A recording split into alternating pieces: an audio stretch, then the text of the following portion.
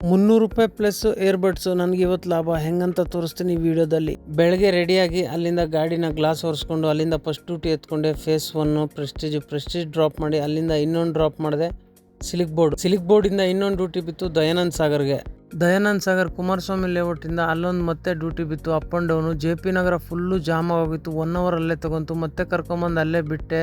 ಅಲ್ಲಿಂದ ಒಂದು ಡ್ಯೂಟಿ ಬಿತ್ತು ಮೆಜೆಸ್ಟಿಕ್ ಡ್ರಾಪ್ ಮಾಡಿ ಅಲ್ಲಿಂದ HBR ಲೇಔಟ್ ಡ್ರಾಪ್ ಮಾಡಿದೆ.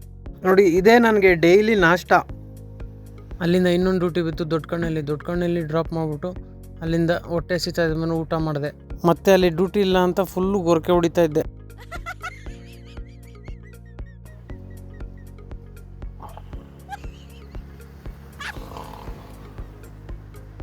ಅಲ್ಲಿಂದ ಒಂದು ಡ್ಯೂಟಿ ಬಿತ್ತು ಮೆಜೆಸ್ಟಿಕ್ಕು.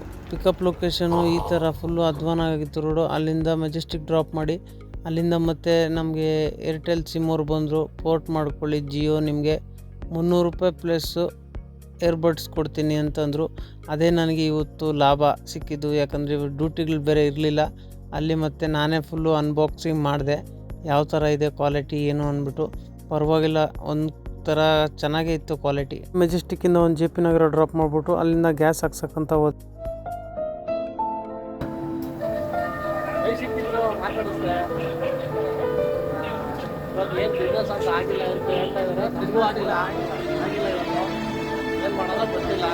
ಗ್ಯಾಸ್ ಹಾಕ್ಸ್ಕೊಂಡು ಅಲ್ಲಿಂದ ಖಾಲಿ HSR ಕಡೆ ಬಂದೆ ಯಾಕಂದರೆ ಕೆಲಸ ಇತ್ತು.